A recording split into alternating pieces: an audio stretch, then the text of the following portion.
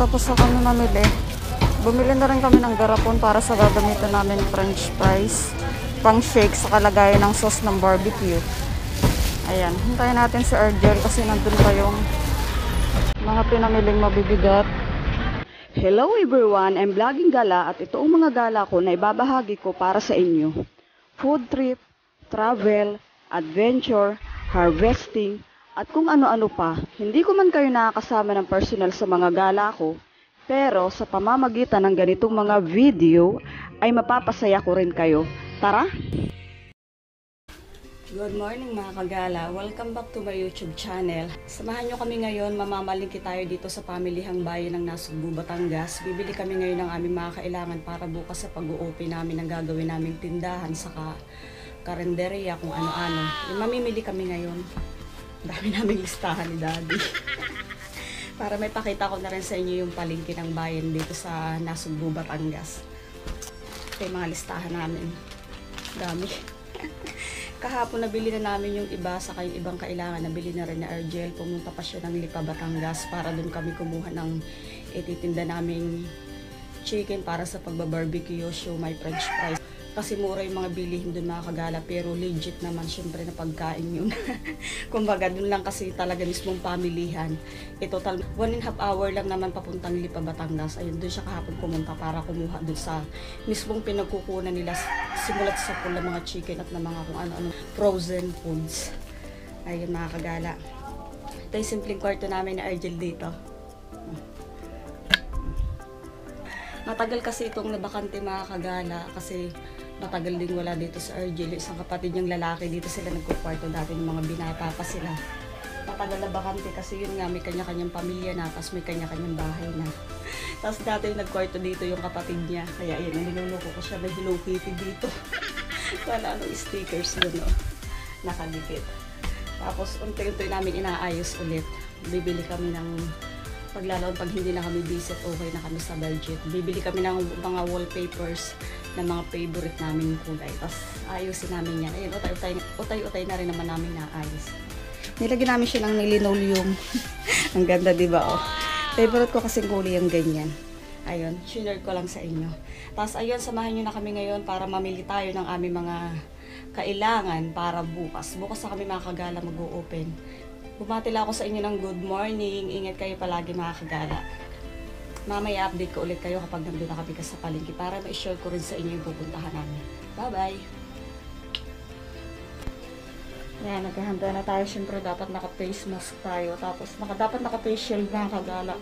Pag napunta kami doon sa palengke, doon sa bayan ng Nasugbu, dapat bukod sa naka-face mask kami, naka-face shield din kami. Pero dahil nagdadala lang kami ng face shield, doon lang namin sinusuot. Tara, let's mga kagala. Nadali namin itong bag. Hindi, ito na rin yung aming pambili. So, kung listahan namin, lalagay ko na cellphone, ballpen. Tara, let's mga kagala.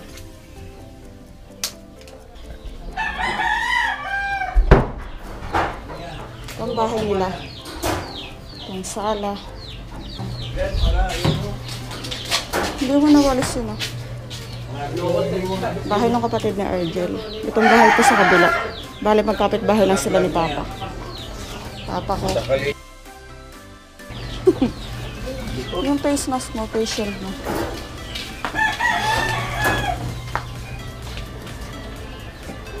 Hintayin natin sa Argel.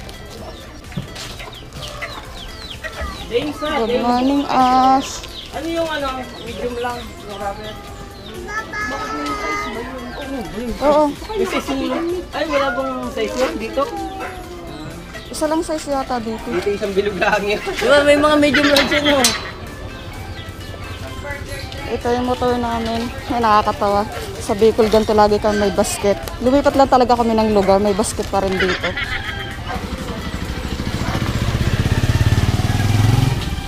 Asa yung pamunas mo dito? Itong bahay nila Argel mga kagala. Tapos bahay ng kapatid niya itong una sa mataas. Ganito yung itsura ng harapan ng bahay nila. Kalsada, kabila, kalsada. Kasi mga kapitbahay na nila. Marami na silang magkakapitbahay. Yung pinagkaiba ngayon sa lugar namin. Sa amin layo-layo ang bahay dito, dikit-dikit. Dikit-dikit na maaliwalas naman tingnan. Hintayin natin si Argel, matagal talaga kumilos to. Kumukuha ng basahan. Basang-basa yung aming motor. Oh.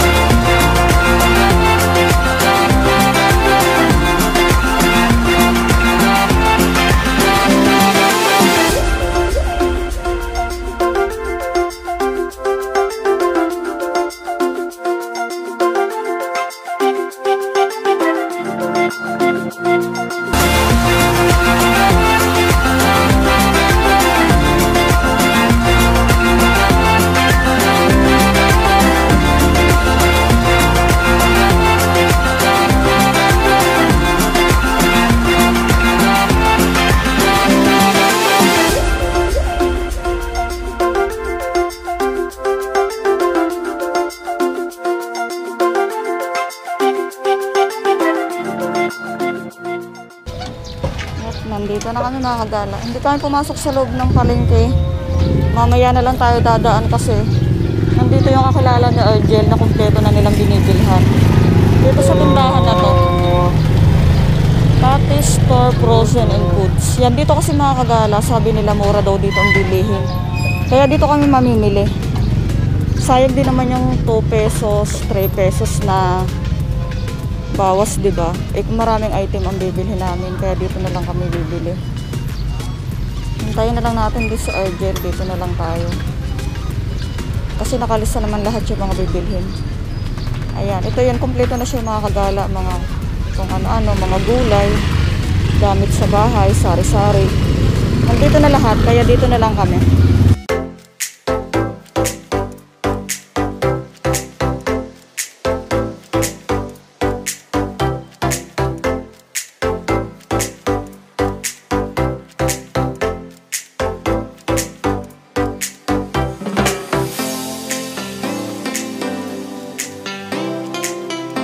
Iniwan namin dun yung aming pinamili. Mamaya na lang namin babalikan kasi napakarami. Dito tayo bibili kami ng isa ng chicken saka ng Adidas. Ang dami na ang pinamili. Bago pa yung maihanda. Matagal.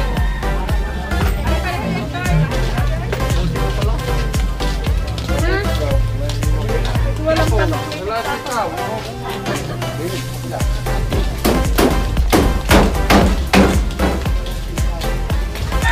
Bale, itong palengke na ito mga kagala, hindi talaga ito yun.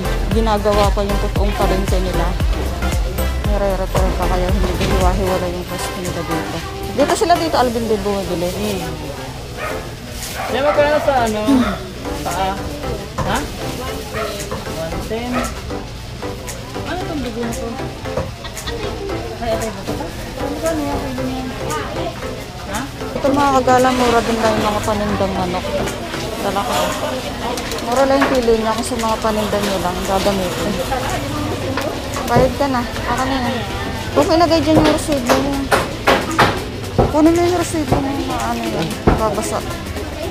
Okay na kami sa chicken. Pag-ihaw namin. Ang dami namin binili. Kahapon pa kami bili ng bili para sa amin inihahanda. Medyo watak-watak po yung kamada ng pamilihan nila ngayon. Habang inaayos yung pamilihan nilang sa loob ng ginagawa pa. Pero malaki dito mga kagalang kasi yung palengke nila kapag nagawa na siya. Punta tayo dito sa bilihan ng kakanin.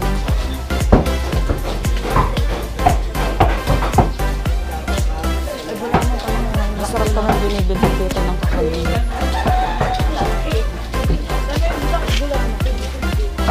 Mr. Gulaman. Mr. Gulaman. Opo.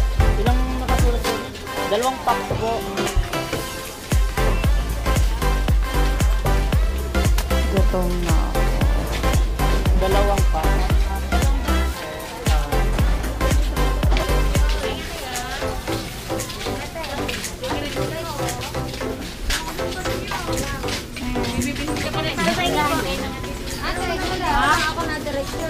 Punta tayo dito sa dulo.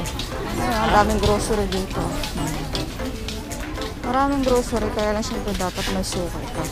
Meron kasi mahal. Merong mura. Doon ka sa mura. Sana yun, di ba't ang parang haba nitong ating binabagtas na ito? Nabasa. Ako talaga sa bukan. Oo, kanina pa tayo. Ang haba.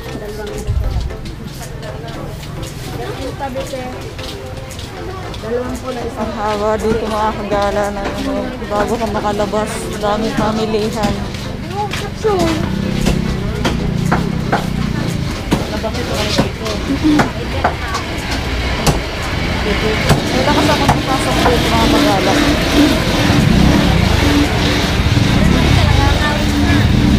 Yan.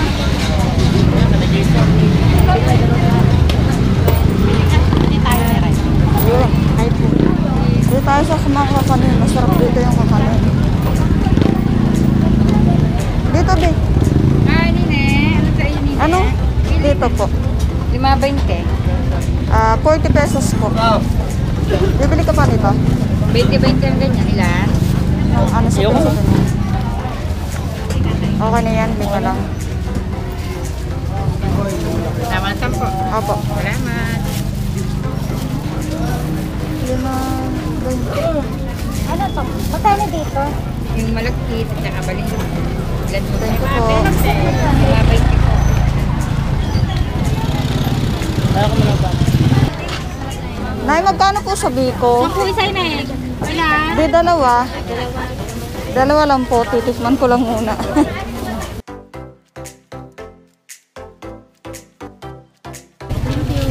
you po. Babalikan na naman yung binili namin din. Balik na tayo din sa grocery. Baka okay na. Babayadan na namin. Tapos sa kami mamili. Bumili na rin kami ng garapon para sa gagamitan namin french fries, pang shake sa kalagayan ng sauce ng barbecue. Ayan, hintayin natin si Argel kasi nandun pa yung mga pinamiling mabibigat. Ito na rin nabili naming isaw, dugo, ulo ng manok, saka Adidas. Bumili kami ng merienda. Patay, ang bigat pala niya. Bigit na kayo. May kaya mo. Ay, gigit na ako na lang. Buhol mo na lang to. Kaya taka siya dito. Kasi lagay ko dyan. Ito na lang ibuhol mo. Alin po ko? Yan, para hindi maano. Sige, ano? Kaya, ano? Thank you, ha. Thank you, ha. Yan, bigat ng pinamili namin. Ayusin mo na lang yung kamada niyan. Ito muna. Ayan. Igigitna na lang namin yung plastic kasi mabigat. Ayun na, pinamili namin. Lahat nandiyan na, nabutas pa ng konti yung plastic. Kasi yung mga kagalang mamili dito sa ano, yan, mura lang dito sa Cathy Store. Kilalang kilala yan ditong pamilihan. Kaya sayang din yung 2 piso na matitipid mo, di ba? Kaya dito kami tinuro talaga ni Argel at ng kapatid niya para bumili.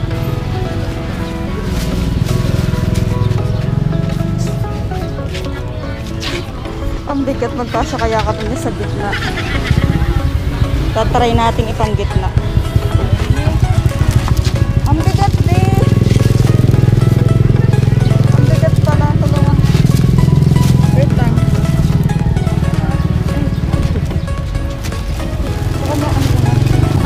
Yan. Okay yan, kasya yan. Sa Ate Salvi. Thank you, Ate Salvi. Barbecue sa gabi. Okay. Thank you. Yes, Salve.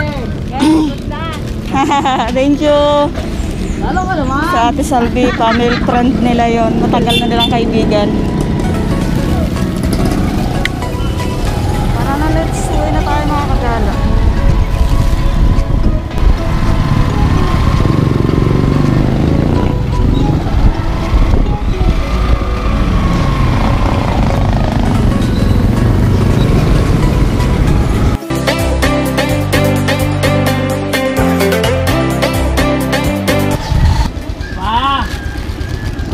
Teka lang nga, baka may ano sa likod ko. Ay, sila tita. Dito na kami sa bahay. Patulong ako. Si tito at si tita. Tita Angie, si tita Angie. Ayan, tapos na kami mga kagala mamalingki. Dito na kami sa bahay. Magkakamata na lang kami ng aming mga pinalili. Para pasok tayo sa loob. Wait lang. Bigat pala. Mabigat nga eh. Tara, pasok tayo sa loob mga kagala. Nandito na kami mga kagala sa bahay, tapos na kaming mamili. Ayun. Yung palengke na pinuntahan natin, yun ang palengke ng bayan ng Nasugbu. Kaya lang dahil inaayos pa nga nila yung palengke nila, sabi ni Argel, at ayon sa mga tao dito. Kaya yung palengke nila nasa kabila lang muna ng gilid ng kalsada. Pero malaki yung palengke na ginagawa nila dito mga kagala. Tapos ayun, at least na-share ko sa inyo yung lugar na pinuntahan namin. Malaki pa yun, hindi naman natin lahat naikot kasi doon lang kami pumunta sa lugar na kailangan lang talaga namin bilihan ng aming mga pangangailangan ngayon. Tapos ayun mga kagala, bukas mag-i-start na kami. Para sa mga subscribers ko at nakakasubaybay sa akin pag-vlog na nandito sa Nasugbu, Batangas, bukas kami mag-o-open para sa aming munting tindahan ng kung ano-ano. Magtitinda kami ng pangunahin doon yung barbecue, lutong pagkain, ilang groceries kasi hindi lahat namin maititinda doon kasi ayun na rin sa tip nung nagbigay sa amin doon, limitado lang kasi mayroong mga katabi ng ibang nagtitinda. Kaya ititinda namin yun, hindi lang talaga available doon na madalas bibili ng mga tao, kaya pili lang tulad ng pagbabarbecue. Meron kaming special na dinakdakan at lumpiang Shanghai, yung mga merienda, may French fries, magtitinda kami ng bigas, mantika, egg, at kung ano-anong iba. Pero na lang sa grocery kasi ayun nga sa nagbigay sa amin ng tip, marami ng grocery doon. Doon tayo sa mga bagay na mas kailangan doon ng mga tao na bibihira, yun ang ititinda namin. Kaya sa mga nakakasubaybay sa akin pag-vlog at sa akin mga subscribers sa taga dito sa Nasugbu, ayun, ang pwesto namin bukas ay bisitahin ninyo dito sa Barangay Wawa sa tinatawag na Sisa. Hindi ko alam kung street yun or basta pangalan lang yung lugar ay Sisa, malapit sa clinic ng dito sa Barangay Wawa. Ayun lang mga kagala, sana nag-enjoy kayo sa aming pamamalingke ngayon, sa pagsama nyo sa aming mamalingke ngayon. Subaybayan nyo kami para sa susunod na araw na i-share ko sa inyo para sa aming pwesto ng aming pagtitindahan dun sa ano mas natawagin ko dun? Sisa, basta di ko alam kung Sisa Street or Sisa, yung tinatawag na Sisa dito sa Barangay Wawa. Thank you so much mga kagala sa panonood nyo palagi sa akin ng simpleng vlog. Maraming salamat sa pag-aabala nyo at pagbibigay ng time para sa panonood. Ingat kayo palagi mga kagala, huwag kalilimutang magdasal kahit maraming mga pagsubok sa buhay. Thank you so much, love you, bye bye.